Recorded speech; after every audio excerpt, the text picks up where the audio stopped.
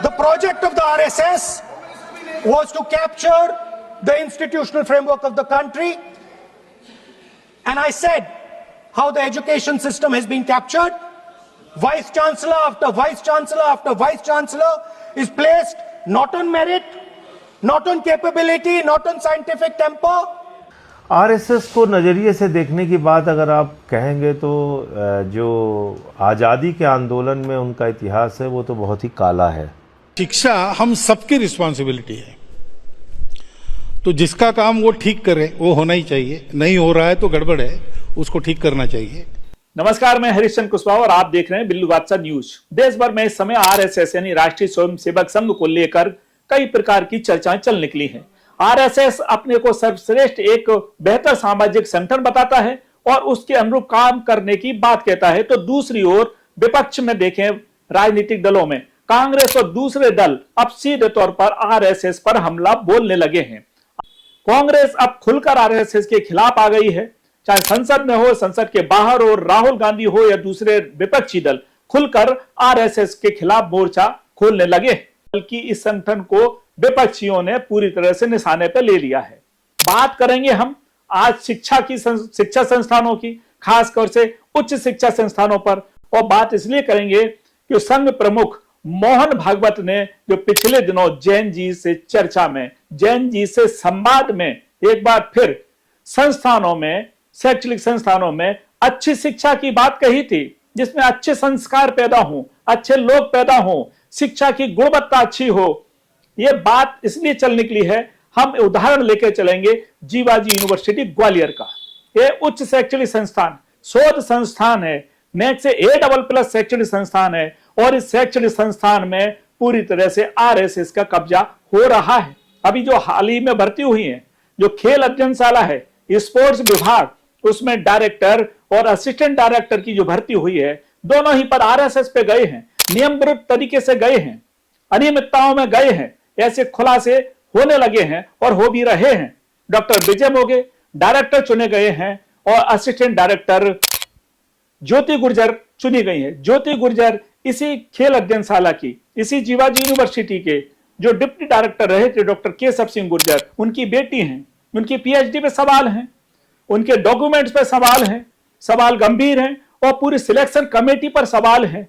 Selection committee पर जैसे जानकार कह रहे हैं, आरोप लगा रहे हैं कि जो डायरेक्टर पद होता है ये इक्विवेलेंट होता है प्रोफेसर के, और प्रोफेसर के पद की जो भर्ती होती है, जो इसमें सिलेक्शन कमेटी होती है, उसमें 2 सदस्य राज्यपाल द्वारा नॉमिनेट होते हैं और एक एग्जीक्यूटिव काउंसिल का सदस्य होता है। और जो असिस्टेंट डायरेक्टर की भर्ती होती है उसमें 2 सदस्य होते हैं पैनल में, इसमें एक राज्यपाल नॉमिनेट करते हैं और एक ईसी नॉमिनेट करती है। लेकिन जो दोनों पदों पर भर्ती की गई है, दोनों पदों के लिए केवल एक ही सिलेक्शन कमेटी होती है, केवल एक सिलेक्शन कमेटी।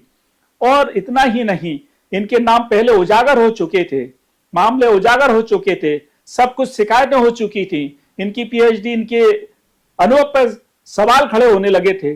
उसके बाद भी जो राजकुमार आचार्य हैं वाइस चांसलर, उन्होंने भर्ती की, जबकि उनकी भर्ती की प्रक्रिया, उनकी जो 1 साल का टर्नओवर मिला था उनको धारा 52 लगने के बाद, उनकी प्रक्रिया, जो वाइस चांसलर की प्रक्रिया, स्थायी वाइस चांसलर की प्रक्रिया चल रही है। ऐसे में वाइस चांसलर ने दोनों पदों पर भर्ती कर ली।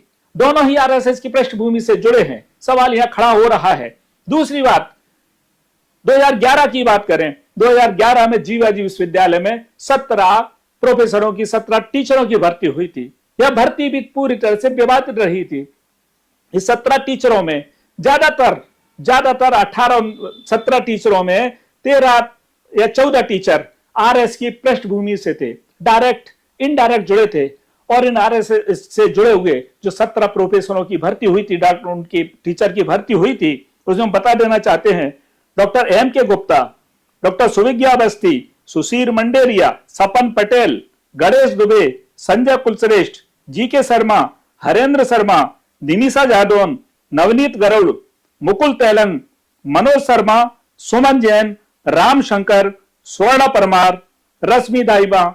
इस प्रकार से देखें तो 17 टीचर्स की भर्ती हुई थी। इसमें 13-14 जो टीचर्स थे वो आरएसएस की पृष्ठभूमि से जुड़े थे और ये सवाल, ये आपत्ति काफी गंभीर थी। क्यों इसके मामले हाईकोर्ट तक पहुंचे, सीआईडी तक पहुंचे, काफी बवाल खड़ा हुआ। लेकिन मध्य प्रदेश में लंबे समय से भाजपा की सरकार है, भाजपा की सरकार, इसलिए यह मामला फिलहाल एक ठंडे बस्ते में चला गया। कई जगह शिकायत हुई, शुरुआत से ही भर्ती विवादित थी। प्रोफेसर एम के किदवई जो वाइस चांसलर थे, उनके समय में भर्ती की गई थी, और अब जो भर्ती की गई है खेल अध्ययनशाला में, वो भर्ती फिर सवालों पर खड़े हो गई है। मोहन भागवत अच्छी शिक्षा की बात करते हैं उच्च शैक्षणिक संस्थानों में, लेकिन सवाल यहां खड़े हो रहे हैं, क्या ये उच्च शैक्षणिक संस्थान नहीं है? और क्या इस प्रकार से पृष्ठभूमि के योग्य लोग आ रहे हैं? यदि योग्य आ रहे हैं तो फिर इस प्रकार की शिकायतें और इस प्रकार के डॉक्यूमेंट बाहर आ रहे हैं जिसमें गड़बड़ियों के गंभीर आरोप हैं, गड़बड़ियों की शिकायतें हैं, उनकी जांच, उच्च स्तरीय जांच क्यों नहीं कराई जा रही? क्या जो आरएसएस के लोग नहीं हैं, क्या वे संस्थानों में सरकारी नौकरियों में नहीं आ पाएंगे? ये सवाल यहाँ खड़े हो रहे हैं। क्या केवल और केवल आरएसएस के लोग ही अब सरकारी संस्थानों में नौकरियों पर रखे जाएंगे? ये सवाल खड़े हो रहे हैं। सवाल इसलिए और ज्यादा खड़े हो रहे हैं क्योंकि टैलेंट उभर रहा है।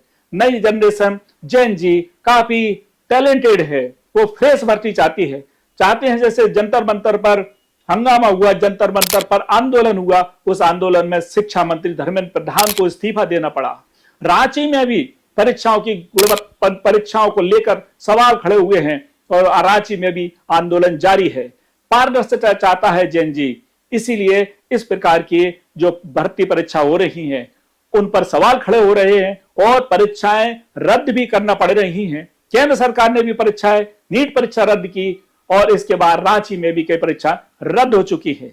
इसीलिए ये मामले, आरएसएस के मामले और दूसरे संस्थानों के मामले इस प्रकार से कई सवाल पैदा खड़े कर रहे हैं।